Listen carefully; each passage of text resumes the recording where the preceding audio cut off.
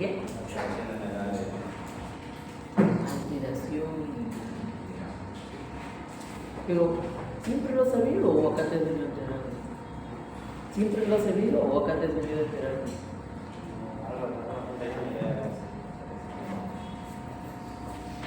¿Alguien más? ¿Ah? A ver, si les digo que el formol es una sustancia cancerígena, ¿qué dirán ustedes? El formol es una sustancia cancerígena. ¿Qué me dicen ustedes?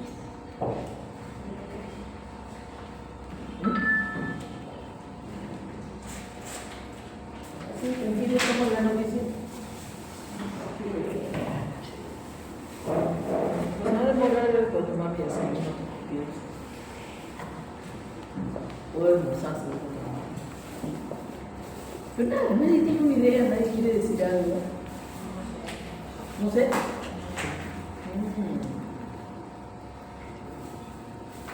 No sé. Bueno, no. Porque ya no voy a insistir contigo porque no sabes.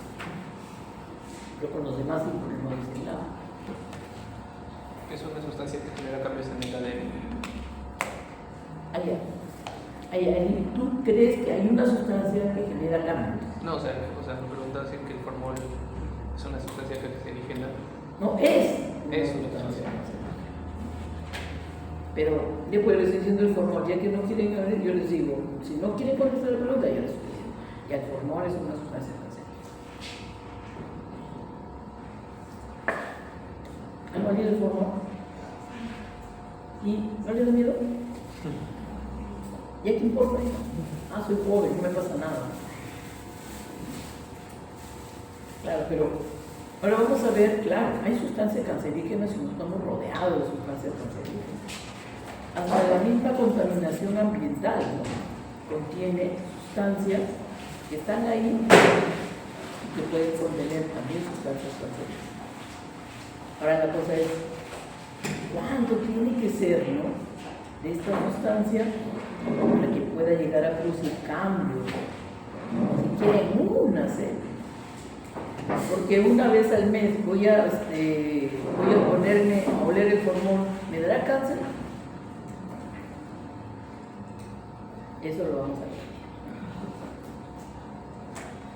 ver. Espero que te vayas con una idea o con un concepto de esto, ¿no? ¿Cómo se inicia el cáncer? O como dicen, ¿no? ¿Qué cambios se tienen que producir para que la célula se pueda transformar en una célula cancerosa? O una célula neoplástica. Por eso vamos a hablar acerca de lo que dice acá, ¿no? Dice que al finalizar la sesión, ustedes aprenden la base teórica de la biología molecular del cáncer. Señorita, ¿cuál es su apellido? Su apellido. ¿Qué estás en la lista? Ya, yo qué raro, no veo nada. En mi memoria, en mi frágil memoria, ahí se me queda una lista. Bueno, y vamos a hablar la sesión de determinantes moleculares del cáncer y la carcinogénica. Hay sustancias químicas, hay físicas, inclusive también hasta hay virus que pueden llevarnos también al cáncer, ¿no?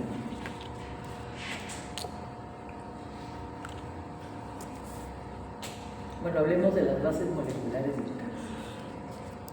Concepto 2. Ya, ¿quién lee? Yo no puedo leer porque estoy mal de la verdad. Ya no lee. Por favor. La división celular está controlada. Ya, despacio, ya. No me vas a apurar con mi celular. La división celular está controlada por dos sistemas. Uno estimulatorio y otro inhibitorio, de los cuales dependen la normalidad de los tejidos y los órganos. Dichos sistemas consisten en sustancias sustancias elaboradas por la misma célula, autorregulación o autocrinas. o producto de las células vecinas de la matriz extracelular o provienen de otros tejidos. ¿Han entendido lo que dice? No lo entiendo.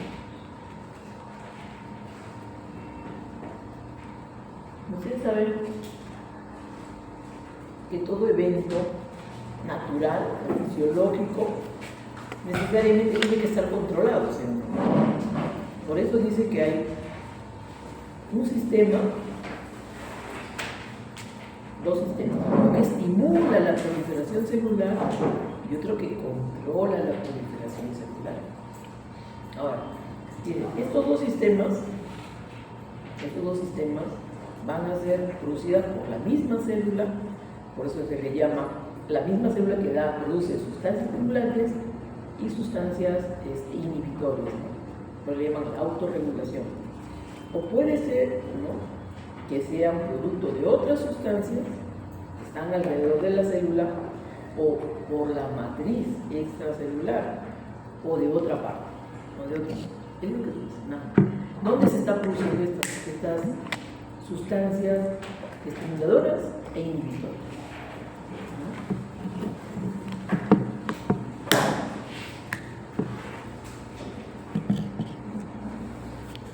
Ya no sigue.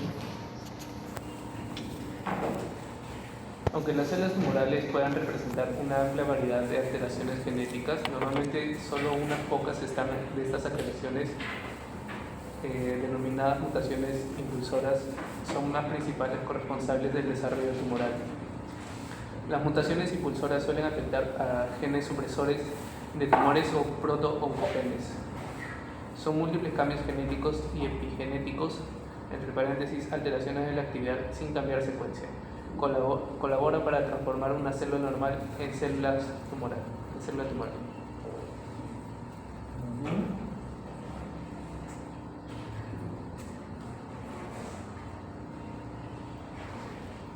Entonces, este equilibrio normal o fisiológico entre lo estimulado, el que lo estimula y lo que inhibe, se puede alterar.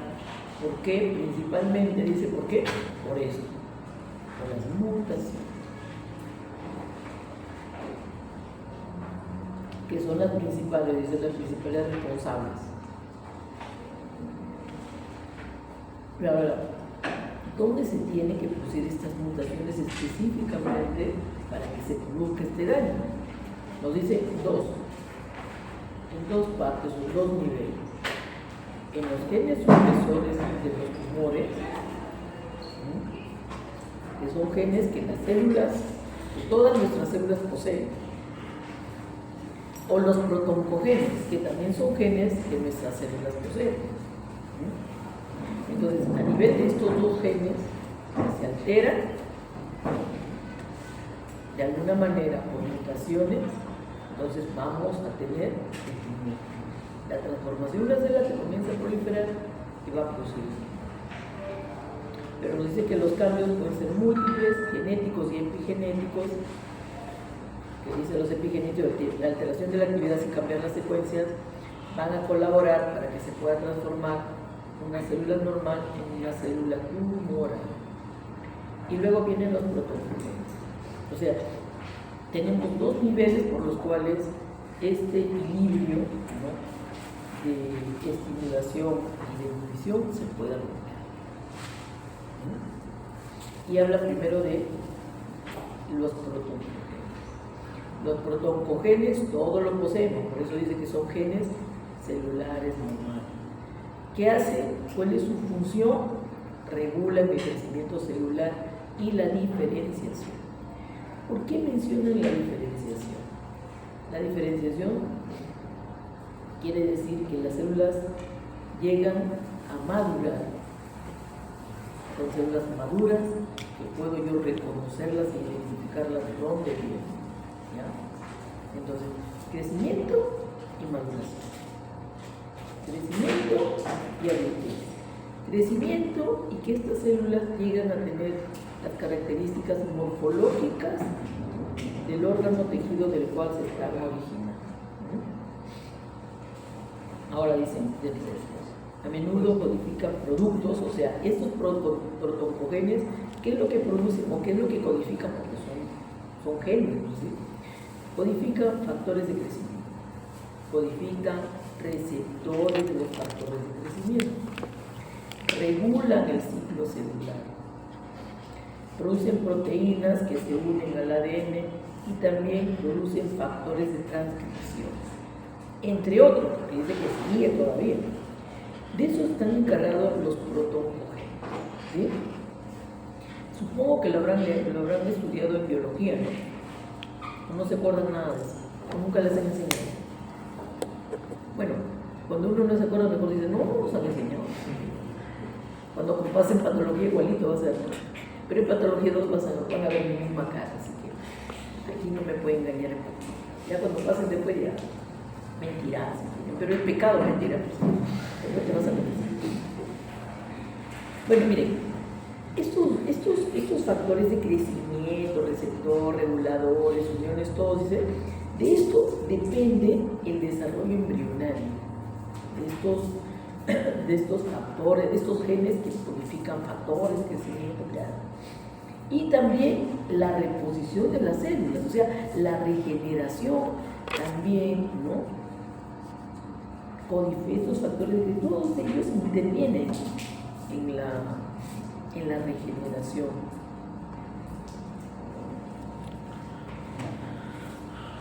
En la regeneración de las células, que bueno, ya las células envejecerán, se morirán, o también la cicatrización también y la reposición de las heridas depende de estos, ¿no?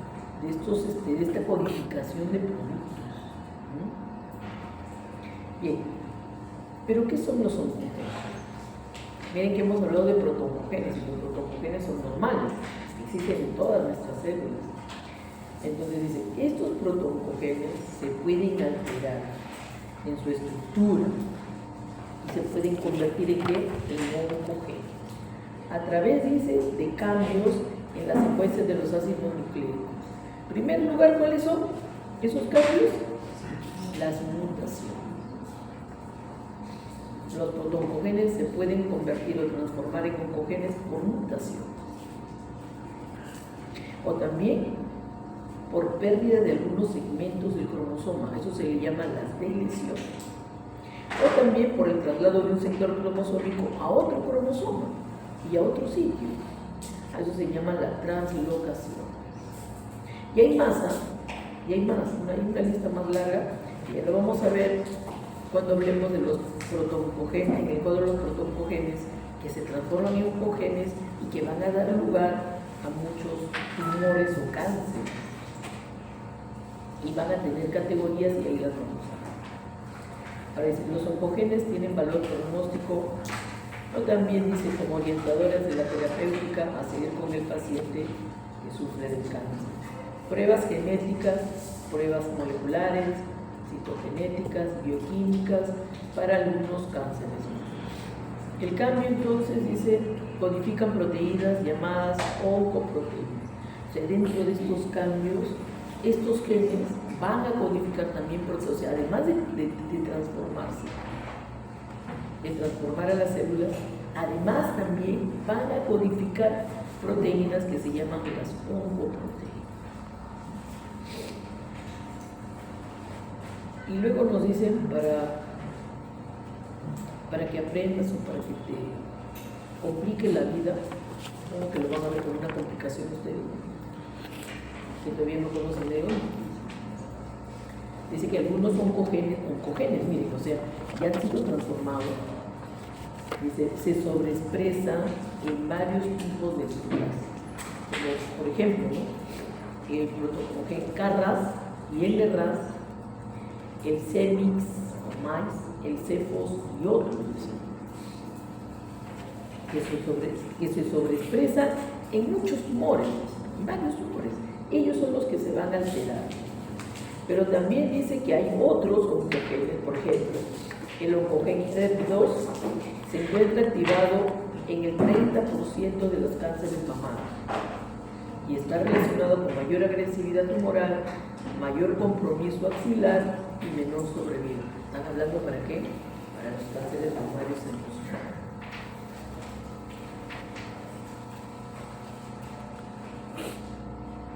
y aquí te ponen este cuadrito que te dicen, mira, acá están los factores de crecimiento, este es el protón-CoG y esta es la manera de que este protón-CoG se convierte en un CoG. Aquí primero, la cadena beta del factor de crecimiento estimulador de las plaquetas se va a transformar o se va a activar por sobreexpresión. Y está asociado a un astrocitoma. Un astrocitoma es un tumor ¿de qué? ¿De qué sistema?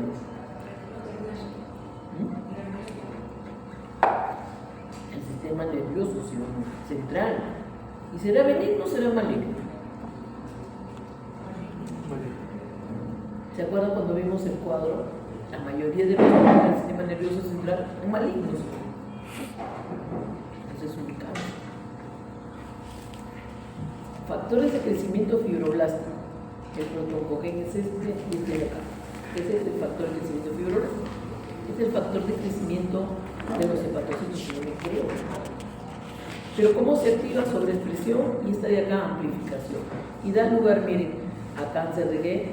Del osteosarcoma, estómago, vejiga, mama, hasta melanoma. Este es el factor de crecimiento transformante alfa, ese es el factor de crecimiento. Su protón-CoG así se llama. ¿Cómo se activa? Por sobreexpresión, también da astrocitoma. Este es el factor de crecimiento de los hepatocitos. También sobreexpresión, hepatocarcinoma y cáncer de la tiroides. Estos están en la categoría de factores de crecimiento. Después hay otra categoría que se llama los receptores de los factores de crecimiento. Y miren, estos protón-CoGenes tenemos el ERK1, el ERK2, la tirosinasa, etc. Bueno, mutación, adenocarcinoma de pulmón. ERK2, amplificación, carcinoma de pulmón.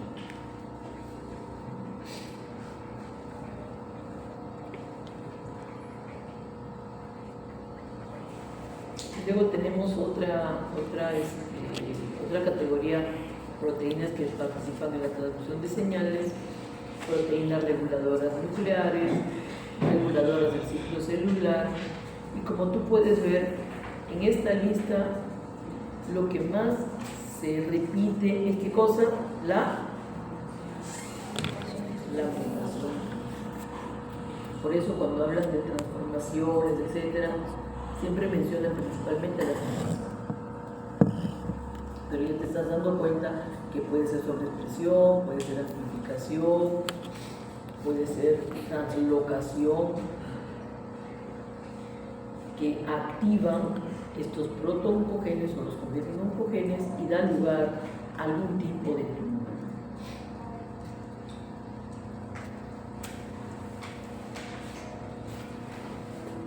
Bueno, entonces esto es con respecto a los oncogenes. Ahora vamos en el otro grupo que se llama los genes supresores, ¿no? Los genes supresores, así le llaman los genes supresores. Los genes supresores, dice, son los encargados de controlar a los protoncogenes. Pero cumplen su función de dos maneras. Nos dice que existen un número de 30 protoncogenes. ¿Y los oncogenes cuántos eran? ¿Decía o no decía nada? ¿Sí? ¿Dijo o no dijo nada? Oye, no he hecho nada. Antes de decir, ¿ah? ¿Sí? Ah, sí. 100 protoncogenes. ¿Y los genes supresores cuántos son? 30. Aproximadamente. Bueno, los genes supresores incluyen ¿qué cosa? Los genes que controlan el ciclo celular, miren, la apoptosis, la reparación del ADN y otras vías fundamentales. Y algo muy importante de lo que dice acá, la mayoría de los genes supresores yo diría de dicho, son recesivos. Son recesivos. Dice, es decir, que comprometen un alelo, que puede ser materno o paterno, que proviene de la línea alterna. O sea que muchos de ellos también pueden ser heredados ahí con el papá, a través del papá o de la mamá. Puedes heredar el alelo de ese gen, ¿no? Ya dañado, ya está alterado tu gen, uno de los alelos. Pero como son recesivos, van en paz. Si uno está dañado y el otro todavía permanece normal, no pasa nada. El problema es cuando los dos se dañan. Pero vamos a ver. Bueno, los genes supresores de tumores, porque así se llama, no crean que son genes que van a inhibir el crecimiento tumoral, son los controladores de la replicación celular.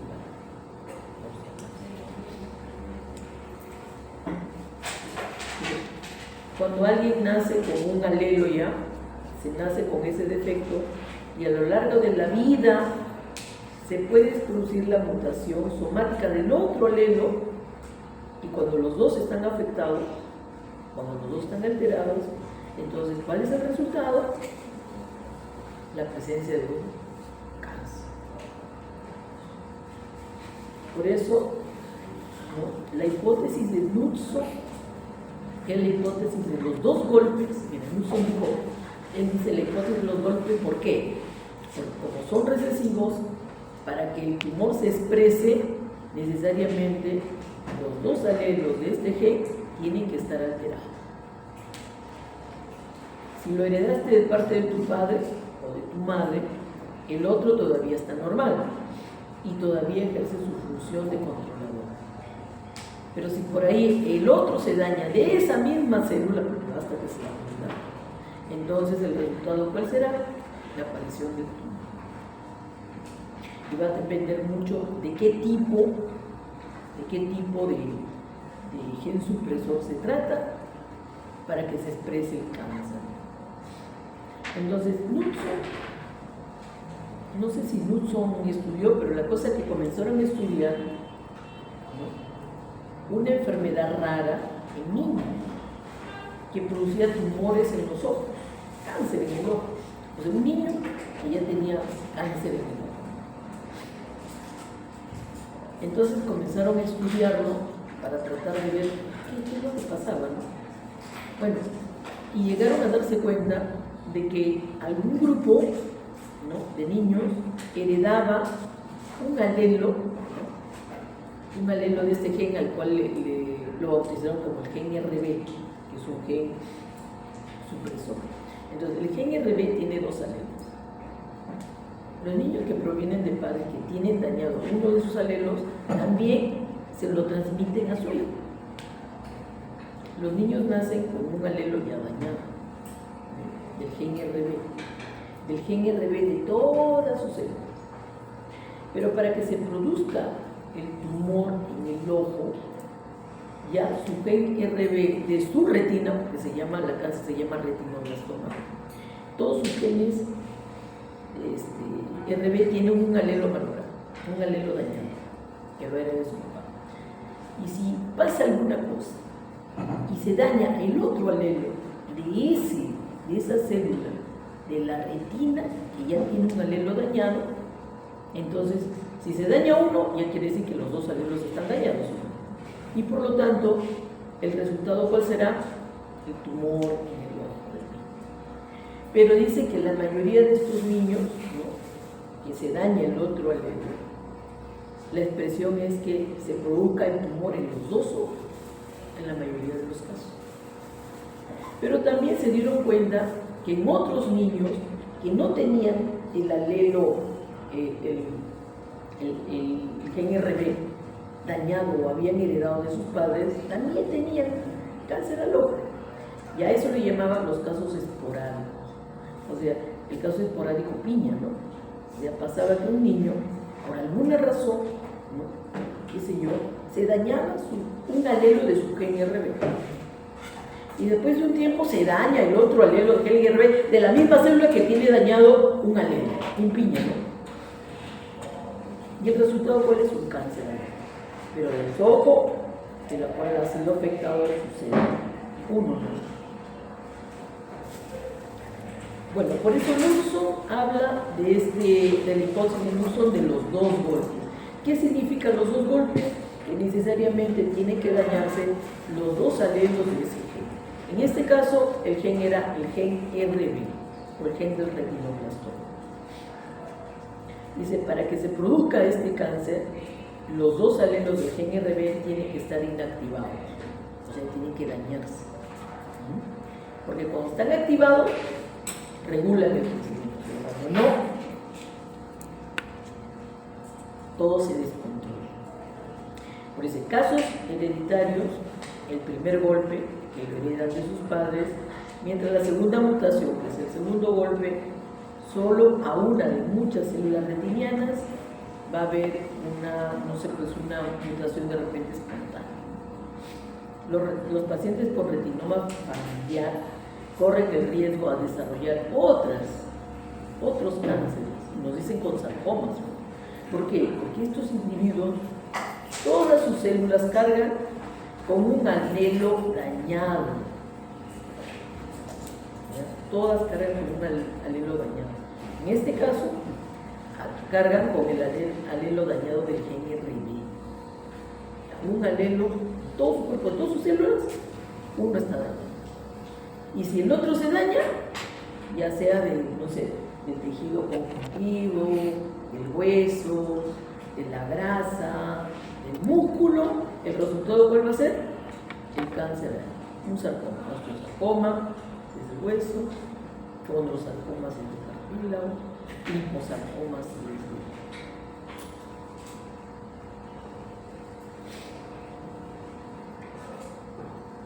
y bueno, y acá te ponen esto, ¿no? Para los que ya se están durmiendo. Te ponen el dibujito. Esta es la hipótesis de Nilsson. Miren que hasta ahora está vigente, ¿verdad? No sé en qué año lo descubrió, pero hasta ahora sirve para entender, ¿no? El resultado del daño de estos dos alelos de este gen para que se pueda expresar el cáncer. Este es el recontrapiña, ¿no? Su papá y su mamá son normales, todo es normal, y después de un tiempo sufre una mutación de uno de sus alelos, del gen de la retina, ¿no? De una célula de la retina. Y más piña sufre otra mutación de la misma célula que tiene su alelo dañado. ¿Y el resultado cuál será? El cáncer de la retina. Pero de ese ojo donde estaba ese alelo o esa célula que tenía el alelo dañado. Y crece, y ahí está el cáncer. En cambio, y se da solamente en un 40%, miren, todos los casos, el esporádico. En cambio, el familiar, el retinoblastoma, porque así se llama el cáncer de la retina, se da en el 60% de los niños con retinoblastoma. Aquí lo heredó de su papá, ahí está el espermatozoide, ahí está. Todos sus alelos ahí están, dañados uno. Y piña también, el otro alelo de cualquiera de sus células de la retina, también se daña. Aquí dice que puede ser por mutación. ¿Y cuál es el resultado? El tumor, el cáncer en el ojo, pero dice con frecuencia en los dos ojos. A ver, chicos, a ver, piensen. ¿Quién es más piña? ¿El familiar o el esporádico? El esporádico. Me voy a preguntar en el examen. Pero tienen que contestarme de manera ordenada, científicamente. Y acá nos pone la profesora. ¿Pueden apagar la luz de la primera película?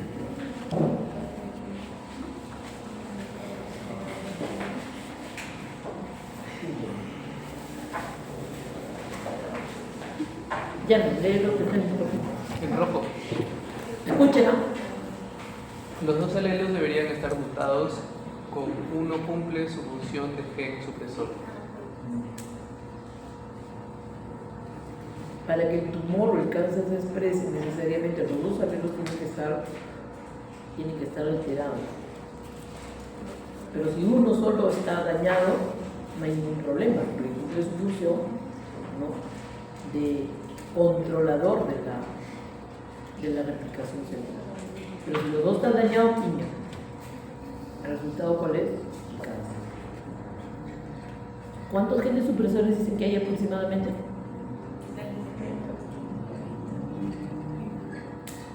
También, ¿no? Están atentos. Por eso es que la clase de patología siempre tiene que ser en la mañana. Entonces despierto. Pero un montón se duerme. Bueno, miren, acá hay una tablita acerca de estos genes, algunos genes supresores, que supongo que deben ser los más importantes, ¿no? Miren, tenemos el gen APC. Estos son inhibidores de la vía señal APC. La proteína se llama proteína de la poliposis adenomatosa del colon, NF1, neurofibromina, NF2, merlina, PTH, la proteína. Luego, después tenemos los inhibidores de la progresión del ciclo celular, y aquí está el gen RB, que se llama la proteína del retinoblastoma. ¿Cuál es la función de este gen RB? Dice, inhibe la transición entre G1 y S durante la progresión del ciclo celular. Ahí lo para, ahí no es. Esa es su función. Ahora, los síndromes familiares, ¿cuáles son los tumores familiares que suele producir este RB? El retinoblastoma. Es el tumor que se origina de la retina y el ojo de la retina. Luego también que puede producir osteosarcoma y otros tipos de sarcoma. Los cánceres que pueden estar asociados después de ello, el mismo retinoblastoma, osteosarcoma, carcinoma de mama, colon y pulmón. Otro inhibidor de la progresión del ciclo celular tiene el CDKN2A, ahí está la proteína, y el P16, bueno, el P16/NK y P14/AE. El P16, la función dice que es un regulador negativo de las sinasas dependientes de las ciclinas. ¿Cuál es el tumor familiar o el síndrome familiar? Melanoma familiar. Otros carcinomas que pueden surgir, o tumores, cánceres que pueden surgir, carcinoma de páncreas, mama, esófago, etc. Acá hay otra categoría que son los genes inhibidores de los programas pro-crecimiento y metabolismo y antigenes. Ahí tenemos esta VHL, no me acuerdo qué cosa es, pero la función es inhibición de los factores de transcripción inducidos por la hipoxia, que están relacionados con el síndrome, felizmente que no lo hacemos, porque angioblastoma, cerebelosa, angioma de retina, carcinoma de célula renal. Bueno, acá los inhibidores de la invasión y metástasis, miren, inhibidores de la invasión y metástasis. Tenemos el CDH1, que es la caderina E, cuya proteína, la función de esta proteína, ¿cuál es? La adhesión celular. La adhesión celular sobre la superficie de la matriz extracelular y también entre las células. ¿Cuál es el cáncer gástrico familiar? Bueno, el cáncer familiar es el cáncer gástrico. Y otros cánceres que pueden surgir, también el gástrico y la carcinoma, y ese carcinoma lobulillar de la mama. Luego tenemos un gen que es el TP53, que la proteína es la P53. Esta es importante, esta proteína es muy importante porque la función de esta proteína dice parada del ciclo celular, así, así de frente, para el ciclo celular y apoptosis, o sea, lleva la apoptosis en respuesta del daño del ADN. Si esta no está, mira, si esta no está, la proteína P53, bueno, que esa es la proteína, va a producirse, dice, cánceres, cualquier cáncer puede llegar a producirse cuando esta falla. cuando esta está inhibida, cuando esta ha sufrido mutación. La P53. Bueno, ¿han entendido o no han entendido? ¿Han entendido la diferencia entre oncogenes y genes supresores del cáncer? Sí, porque si no, no voy a avanzar. Acá no me quedo y el examen ya le sacaré de todos. ¿Han entendido qué son los oncogenes, qué son los protooncogenes? Todas las células tienen, ¿sí o no? Estos protooncogenes se pueden transformar en oncogenes, ¿sí o no? Por mutación, por translocación, por no sé, todos los... y van a transformar a la célula. Y además también van a hacer que estos producen genes que producen oncoproteínas. Y las oncoproteínas también van a estimular a que se sigan proliferando. Producirán, mira, como las oncoproteínas van a actuar también como sustancias estimuladoras de la persona. Esto lo pueden decir. ¿Pueden llegar? Sí, pueden llegar. Pueden estimular o pueden estimular también a los propios factores de crecimiento para estimular a la proliferación. En cambio, los genes supresores son los controladores de la proliferación, pero son genes recesivos y necesariamente para que los tumores se puedan expresar se tienen que dañar los dos alelos de ese gen. ¿Sí? ¿Ahora sí ya entendieron? Bueno, ya no puedo más. Es todo lo que puedo hacer. Profesora, y definición de oncogen. Usted dijo protooncogen, genes superiores, pero definición de oncogen. Onco viene de neoplasma. Un protooncogen se va a convertir en un oncogen. Tú tienes protooncogen. Yo también. Todos los que están acá tenemos protooncogen.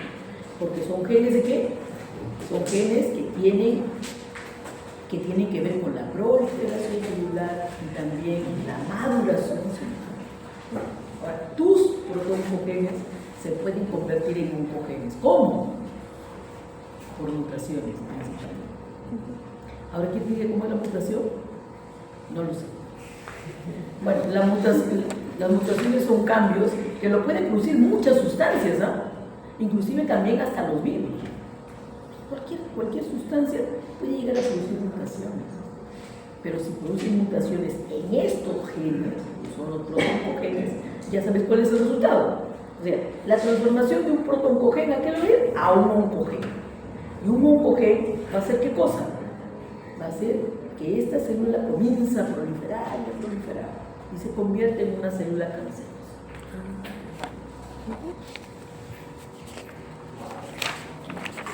Es todo lo que puedo hacer con eso.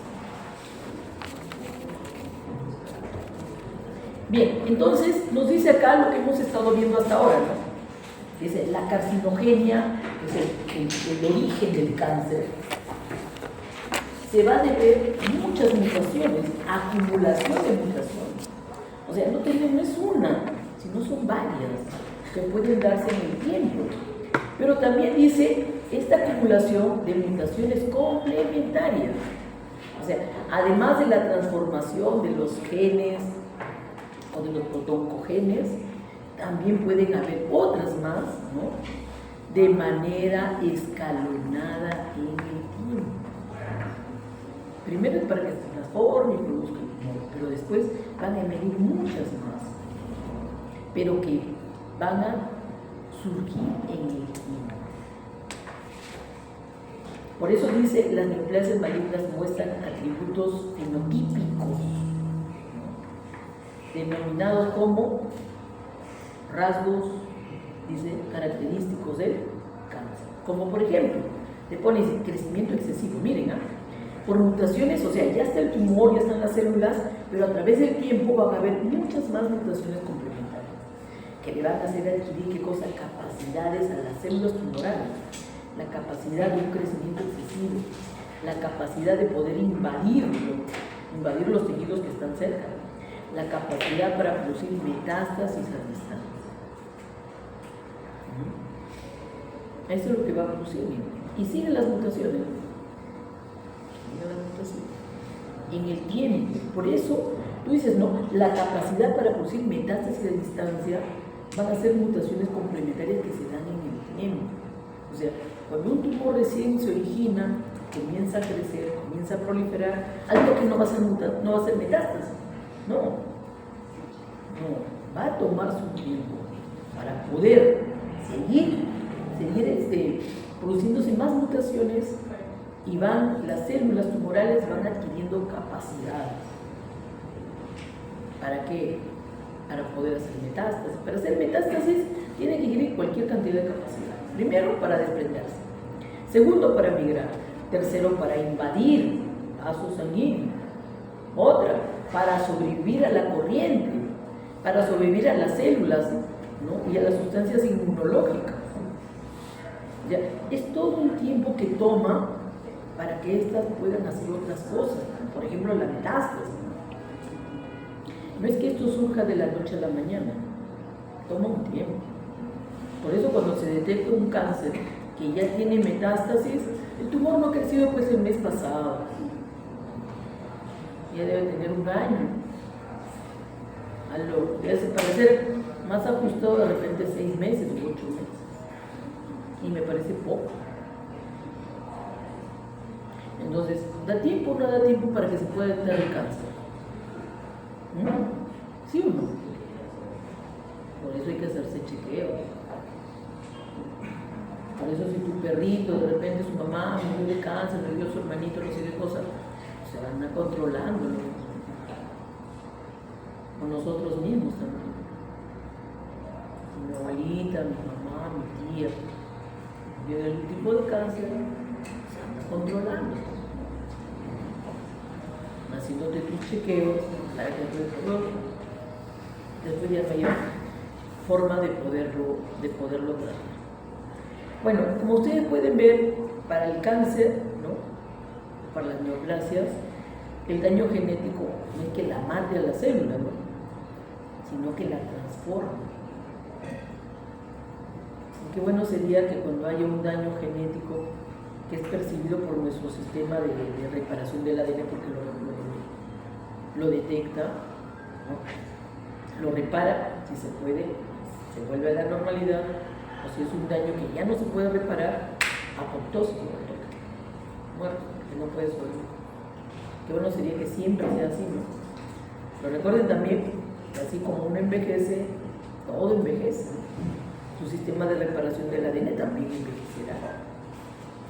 Por eso es que los que ya envejecen o tan viejitos, ya sobrepasan los años, ya pueden ser mucho más proclives a la aparición de tumores. Que el sistema de reparación ya no responde de la misma manera, con la misma eficiencia y efectividad. Bueno, dice. El daño comúnmente hemos dicho que en la mayoría de los casos el más frecuente son las mutaciones, ¿sí? Entonces siempre va a haber una mutación inicial que puede obedecer a exposiciones ambientales de agentes exógenos, sustancias carcinógenas, virus o sustancias químicas, o puede heredarse en la línea germinal, como ya hemos visto, o resultar espontáneo y aleatorio, encajar en la categoría del más piña que los piñas, ¿no? 1 en 100 te tocó a ti, me tocó a mí. Y así a veces no, pero si mi papá, mi abuelito, nadie en la familia. Bueno, estas alteraciones del ADN se heredan y se transmiten a las células hijas. Entonces, esto viene a ser el principio de que las células tumorales son clónicas, ¿no?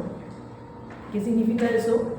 Que se originan de una célula que se ha transformado y todas las células hijas llevarán la misma alteración genética que la mamá. Todas cargan igualitas. Todas comparten el mismo conjunto de mutaciones, y son varias, presentes en el momento de la transformación. Y viene acá, nos trata de resumir en esta línea, ¿no? En esta figura, ¿Cómo se da la carcinogénesis?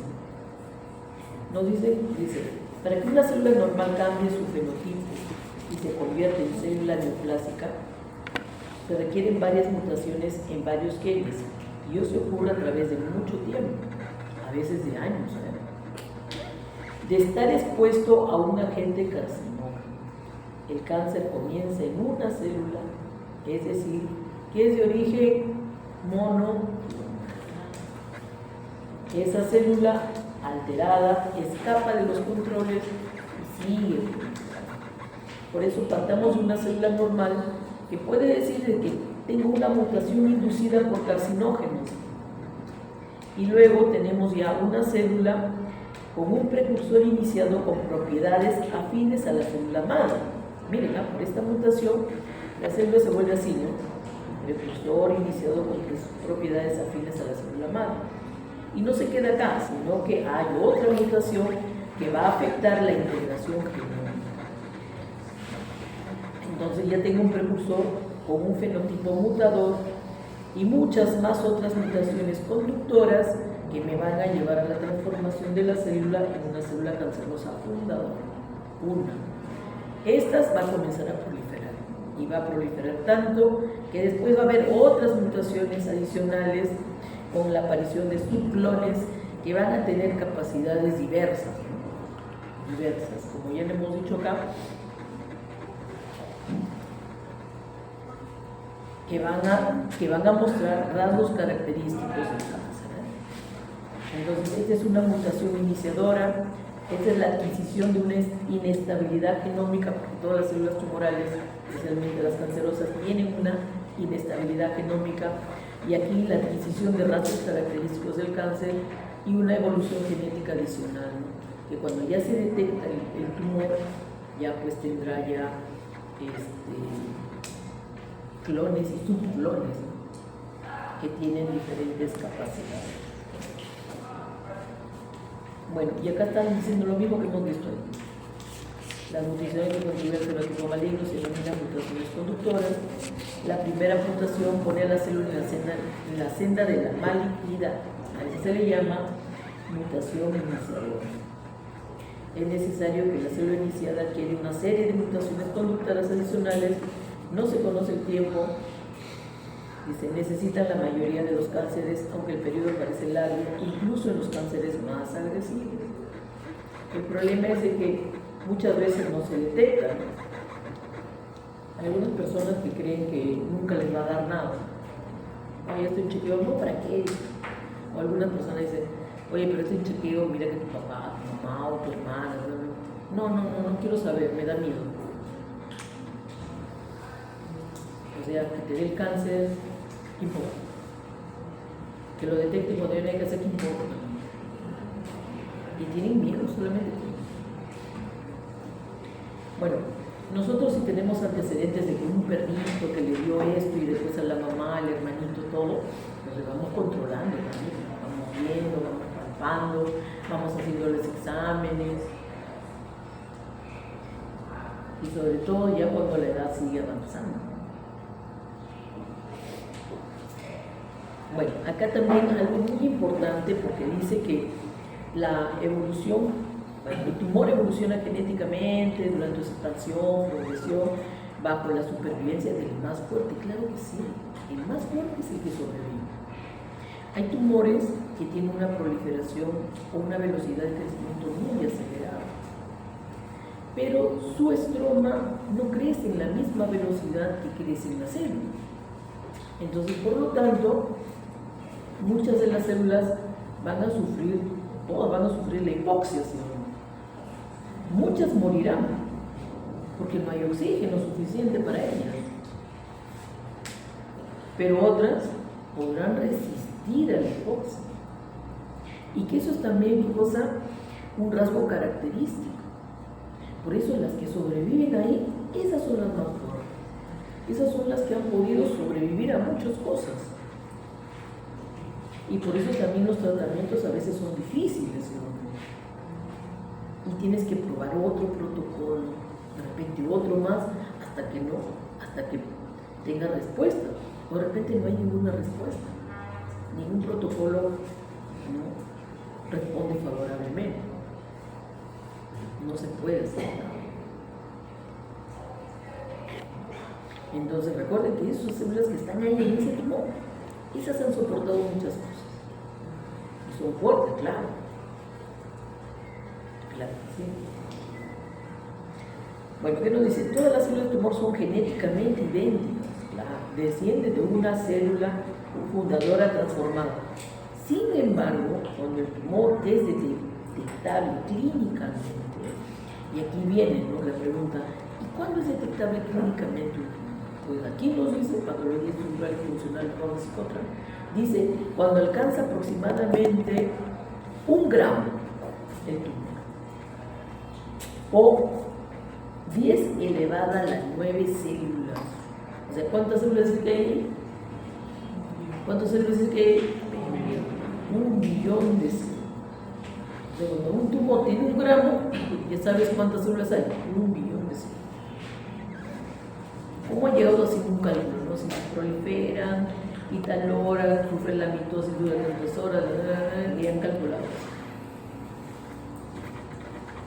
Pero nos dice también que para llegar a 1 billón han pasado 30 duplicaciones. Aquí creo que está considerando que ninguna célula se muere para que pueda funcionar.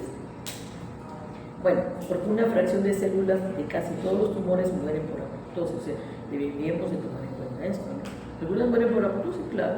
Algunas mueren porque no tienen oxígeno, algunas mueren porque las mismas células lo comprimen. Y también las puede matar, claro. También. Y luego nos ponen esto la velocidad de crecimiento. Y nos ponen esto, acá, el evento de progresión tumoral, y acá la multiplicación y cuántas células hay. Una célula tumoral que sufre una transformación y luego se va multiplicando. Y acá, bueno, acá una da lugar a las hijas y luego ya una proliferación genética inestable, algunas ya con otras características o con capacidades, y acá hay células variantes, ¿no? Y llegan acá, nos dice células tumorales simples, 30 duplicaciones, vamos a obtener 10 a las 9 células, que corresponde a 1 gramo de este tumor que ya es clínicamente detectado.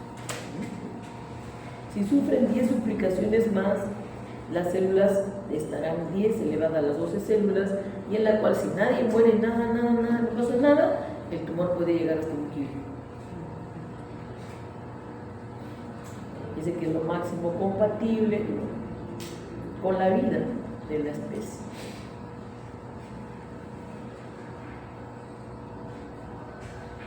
Y ahí eso lo leen ustedes.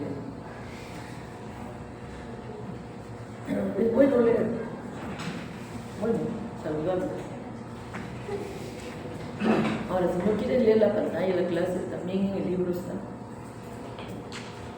Estos son los rasgos, miren, celulares y moleculares característicos del cáncer. La adquisición de capacidades que lo adquiere con el tiempo. ¿Cuántos son? Son 1, 2, 3, 4, 5, 6, 7, 8, 9, 10 que nombran. Miren, evasión de los supresores de crecimiento. O sea, nadie los controla. Facilitación de la inmortalidad replicativa. Es decir, que siempre producen sustancias que constantemente están estimulando la proliferación y nunca acaba. ¿Ustedes han leído la senescencia celular? ¿Envejecimiento celular han leído? ¿Ya? Porque ahí dice, lee envejecimiento celular, que es la senescencia. ¿Han leído? Y si no han leído, ponte a leer. No, porque la senescencia celular tiene que ver mucho acá, ¿no? Las células que tenemos, que poseemos, si tienen replicaciones, o son las que sufren mitosis, tienen un número determinado de mitosis, de duplicaciones. No es eterno, porque también tienes un ciclo de vida. Y cada vez que haces duplicaciones o que haces mitosis en la célula, hay una estructura que va disminuyendo, que se llama el telómero. Cuando la célula ya termina ya sus duplicaciones, ¿qué más? Ya no tiene telómero. Y por lo tanto, si no hay telómero, no hay mitosis, no hay duplicación. Las células que sufren eso, que tienen la capacidad de eso, ya tienen un determinado nivel de duplicación. Cuando esa se acaba, hasta ahí, ya no. Mira, inflamación favorecedora del tumor, miren esa capacidad que pueden tener, activación de la invasión y la metástasis, inestabilidad genómica, fenotipo mutador, inducción a la angiogénesis, resistencia a la muerte celular. Mira, resistencia a la muerte celular. La célula puede estar contra supermutada y no tiene nada, pero sigue viviendo. No se muere.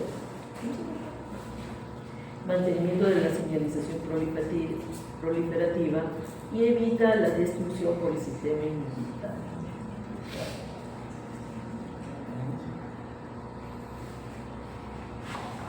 Bueno, de esta manera, gráficamente expresan el cáncer. Acá esto de un individuo y acá algo que se le está, no sé si se le está rompiendo o lo está invadiendo, cualquiera de los dos. Y esta debe ser una imagen que parece una invasión de los ovnis, no sé qué cosa. Bueno, han dibujado a la célula cancerosa con esas prolongaciones, ¿no? Miren esas prolongaciones que supongo que deben expresar el carácter invasivo y infiltrativo que tienen estas células. Bueno, y acá nos pone una clasificación de las sustancias carcinógenas dada por la Agencia Internacional de Investigación del Cáncer, la IARC, clasifica las sustancias para mostrar si son sospechosas de causa de cáncer. Las coloca en una de estas 5 categorías dependiendo de lo fuerte que sea la evidencia de su caso. En el grupo 1 dice los carcinógenos para humanos. Fumar, exposición, yo digo exposición exagerada, ¿no? Aumentada, qué sé yo, a la radiación solar, las bebidas alcohólicas y las carnes procesadas. Grupo 2A, probablemente carcinógenos para los humanos. Dice, evidencia limitada en humanos, evidencia suficiente en animales. O sea, han hecho experimentos con animales para meterle todo esto para decir, ay, no es. ¿Quiénes son? Las emisiones por frituras en alta temperatura, los esteroides, la exposición ocupacional, sustancias.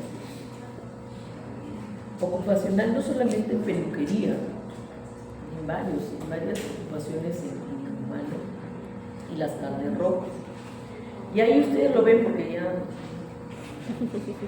Miren el tercer grupo, miren el tercer grupo, carcinogenicidad no clasificada, evidencia insuficiente en humanos, evidencia insuficiente en animales, T, campos magnéticos, estáticos, iluminación fluorescente y polietileno. Carcinogenicidad no clasificada. Posible carcinógeno, evidencia limitada en humanos, evidencia insuficiente en animales. Café. ¿Ha tomado un cafecito? Evidencia limitada en humanos. Gasolina.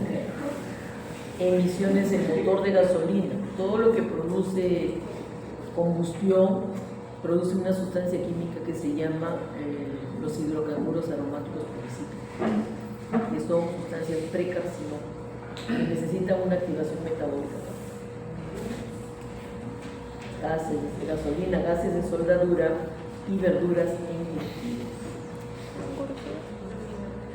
integremos lo aprendido. No hay nada.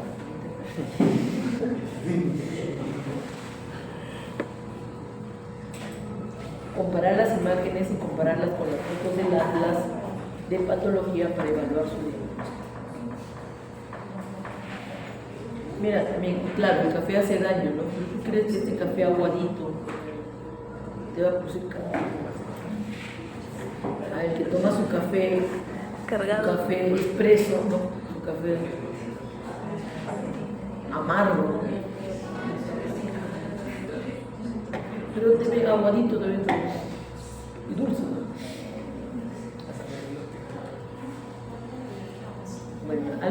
preguntas? Muy bien, facilito le eché a la profesora, un poco más difícil. Y que ella también le aburre. También. A mí no. Bueno, ahora que no puedo hablar mucho, esto es mejor, mejor que la. Bien. ¿Alguna pregunta?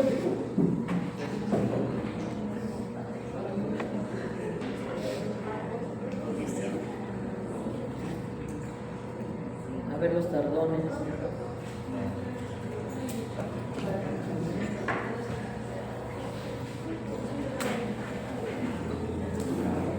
No.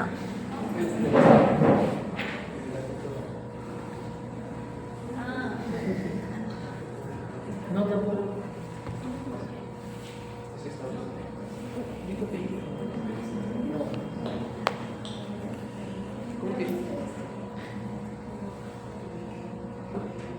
Mío, mío.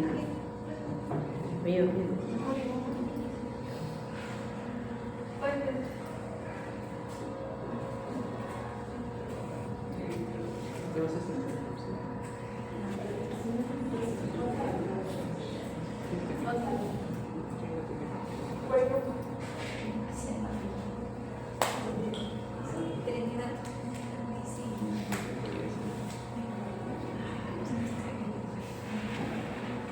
Capuñán no está.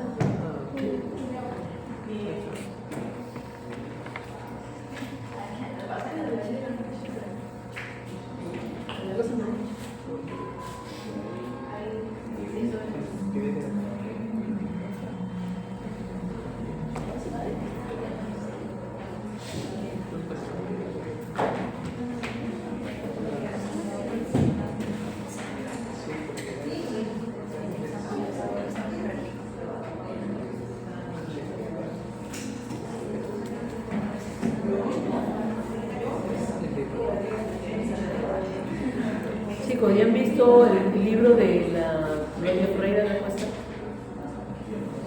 Tienen que llevar, hoy día no entran si no tienen un wifi. Ah, qué risa. A ver, dice que está acá en la.